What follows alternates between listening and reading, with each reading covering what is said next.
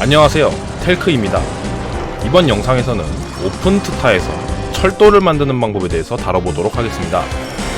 가장 기본적인 단선철도부터 시작을 해서 확장된 단선철도, 목선철도까지 한번 다뤄보도록 하겠습니다. 먼저 단선철도를 만드는 방법입니다. 단선철도란 선로가 하나뿐인 노선을 말합니다. 선로가 하나뿐이라서 이 노선에는 열차를 한 대만 운영할 수 있습니다. 2대 이상 운영하면 서로 부딪힐 수도 있으니까요. 이번 영상에서는 개현이라는 도시와 대천이라는 도시 사이를 잇는 승객 노선을 한번 만들어 보도록 하겠습니다. 먼저 철도를 짓기 위해서는 화면 위쪽에 있는 이 버튼을 눌러주세요. 이 버튼을 꾹 누르고 있으면 선로 종류를 이렇게 선택을 할 수가 있는데 지금은 처음이니까 일반 선로로 지어보도록 하겠습니다. 그러면 이것처럼 이제 선로 건설 창이 뜨는데 제일 먼저 지어야 되는 건 여기에요. 역 건설은 이렇게 생긴 버튼이에요. 이 버튼을 누르시면 이렇게 철도 역사 선택이라는 창이 뜰 겁니다. 이제 도시에 역을 지을 건데요. 역을 지을 방향을 이렇게 골라주시고요. 드래그 앤 드롭을 선택을 해주세요. 선로수하고 플랫폼 길이를 이렇게 지정을 직접 해주셔도 괜찮지만 드래그 앤 드롭이 훨씬 더 편하니까요. 그 다음 아래에 있는 역세권 표시는 켜두시는 게 편합니다. 역세권 표시를 켠 상태에서 게임 화면에 커서를 가져가면 이렇게 하얀색 네모 박스와 보라색 네모 박스가 보이는 걸 보실 수 있을 거예요. 이 보라색 네모 박스가 바로 역세권입니다. 이 역세권 안에 들어오는 건물에서 생산하는 승객이나 화물이 우리가 지금부터 지을 역에 쌓이게 되는 거니까 이 보라색 영역 안에 되도록 많은 건물이 들어오게 만들면 더 많은 승객이나 화물이 쌓이게 되니까 되도록이면은 이 보라색 영역이 많이 건물에 걸치시는 게 좋습니다. 적당한 위치를 찾으셨다면 이제 드래그 앤 드롭으로 역을 하나 지어줄게요. 저는 이렇게 5칸 길이로 짓도록 하겠습니다. 반대편에도 역을 하나 지어주세요.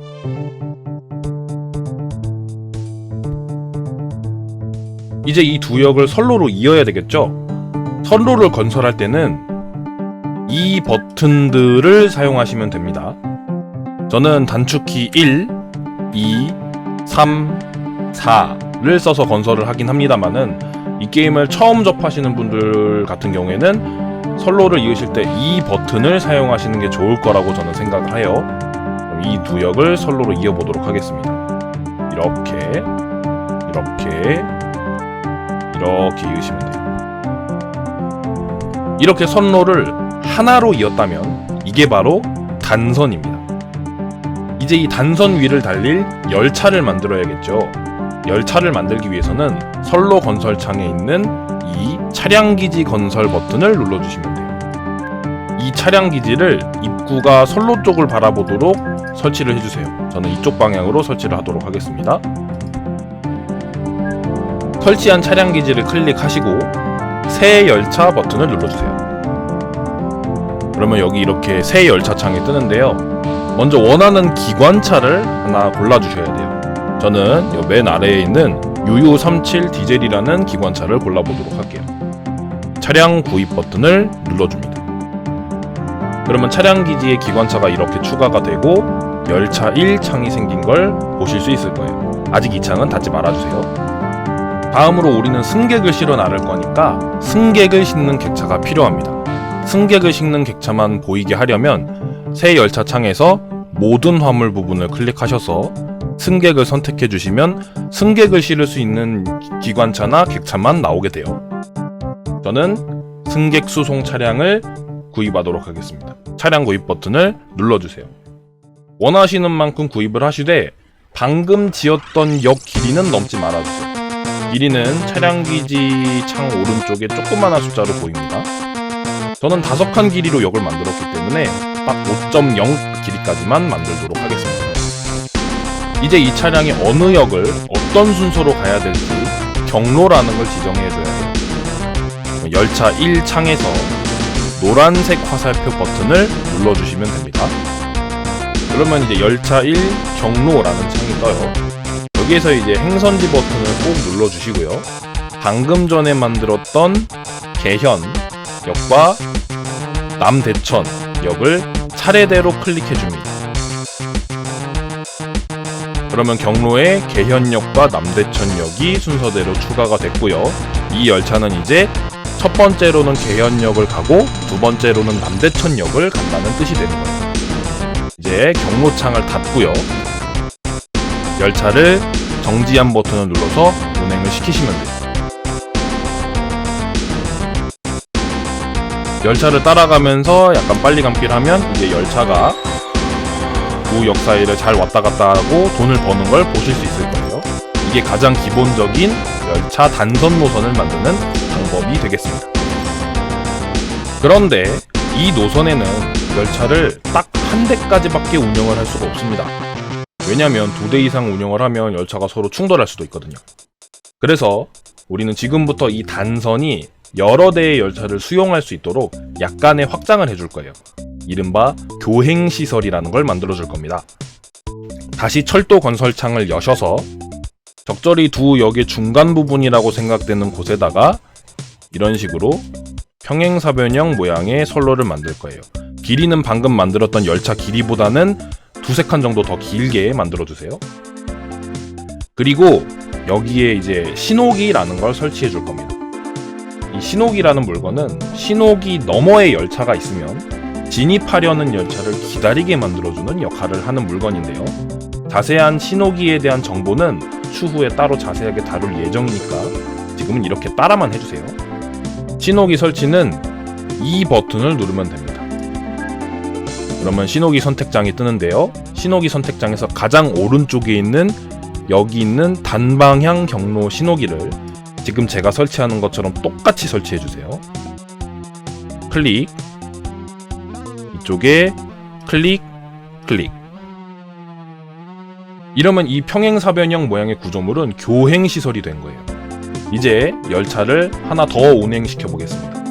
간단하게 열차 복제 기능을 이용을 해서 열차를 복제해 볼게요. 차량기지 클릭하시고 밑에 보시면 열차 복제라는 버튼이 있어요. 이 버튼을 클릭해서 기존에 이미 만들어놨던 열차를 클릭할 건데요. 근데 여기서 꼭 반드시 컨트롤 키를 누른 상태에서 복제를 해주세요. 컨트롤 키를 누르면 지금 만들려고 하고 있는 열차 2의 경로가 열차 1하고 공유가 되기 때문에 나중에 열차 1, 2의 경로를 모두 수정하고 싶은 일이 생겼을 때 열차 1도 수정하고 열차 2도 수정하는 그런 번거로운 일이 발생하지 않아서 굉장히 좋습니다. 그래서 컨트롤 키를 꼭 누른 상태에서 이 열차 1을 클릭할게요.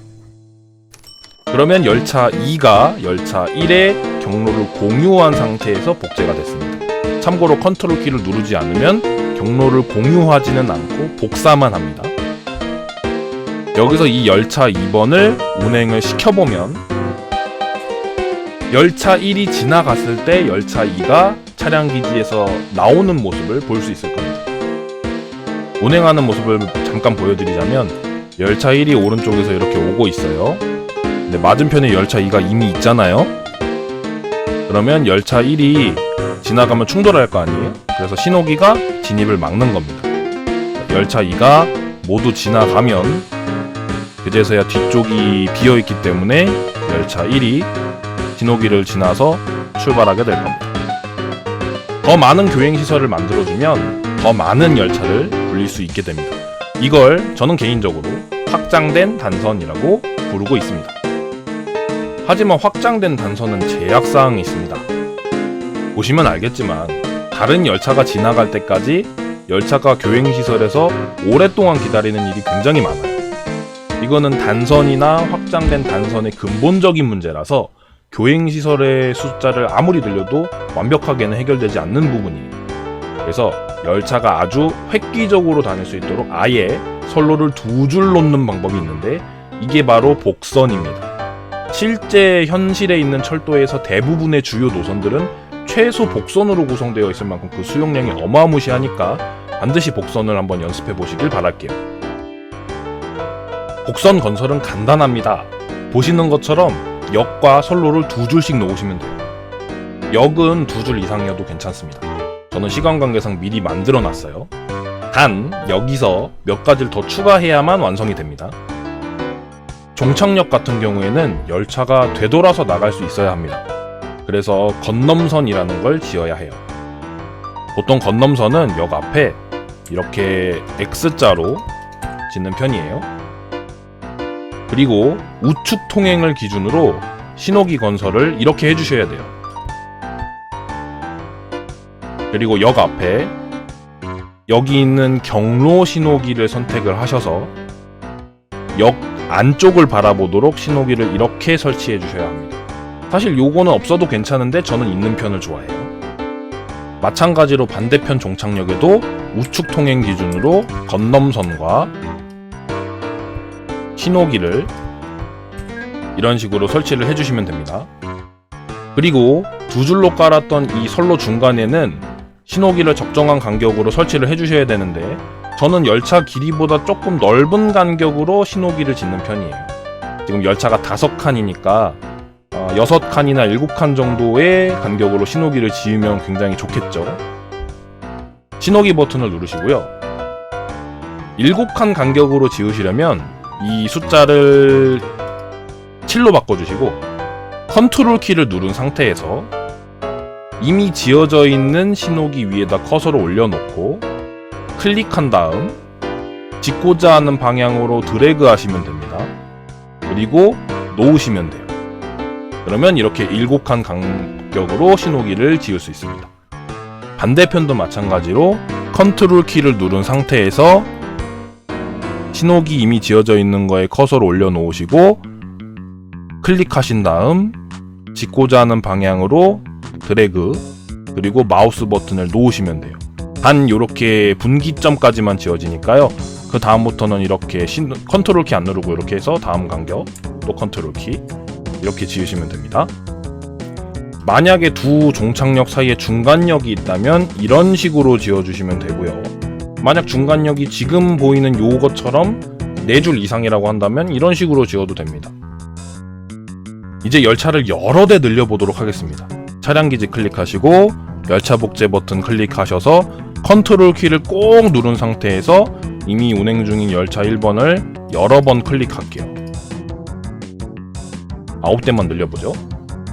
이런 식으로 열차를 복제시키고 전부 다 운행을 이 초록색 버튼 이용해서 시켜보면 모든 열차가 다 투입이 가능합니다. 방금 전 확장된 단선 같은 경우에는 많아봐야 3대, 4대 정도의 열차를 굴릴 수 있는 반면에 지금 이 노선 같은 경우에는 많으면 10몇 대까지의 열차까지도 굴릴 수 있어서 굉장히 확장성이 좋다라는 것을 보실 수 있을 겁니다. 이런 식의 운영이 바로 복선입니다. 팁으로 하나 더 알려드리자면 방금 전에 컨트롤 키를 이용해서 경로를 공유했잖아요. 지금 이 10대의 열차들은 연수역에는 정차하지 않는 상황입니다. 그런데 연수역을 하나 새로 중간에 만들어서 정차를 시키고 싶다. 근데 열차가 10대나 있으니까 다 수정할 수 없잖아요. 근데 만약에 컨트롤 키를 이용을 해서 공유를 눌러놨다. 그러면 아무 열차나 하나 클릭하셔서 경로에다가 남대천 선택해서 그 남대천 위에다가 연수역을 추가를 시켜주고 남대천 밑에도 연수역을 추가시켜주면 이 모든 열차들 방금 전에 수정하지 않았던 모든 열차들도 연수역이 추가되는 모습을 보실 수 있어요. 컨트롤 키를 누르지 않고 열차를 복제하시면 이 행동을 10번 하셔야 되기 때문에 굉장히 부담스러울 수 있으니까 반드시 열차 복제를 이용하실 때는 특이한 경우가 아니라면 컨트롤 키를 꼭 눌러서 경로를 공유시켜 주시기를 부탁드릴게요. 오픈트타에서 가장 대중적인 철도 운영 방식은 단언컨대 복선이라고 생각을 합니다. 단선이나 확장된 단선에 비해서 보시다시피 수용량이 어마어마하거든요. 다만 단선이나 확장된 단선보다는 복선이 건설비가 아무래도 많이 드니까요.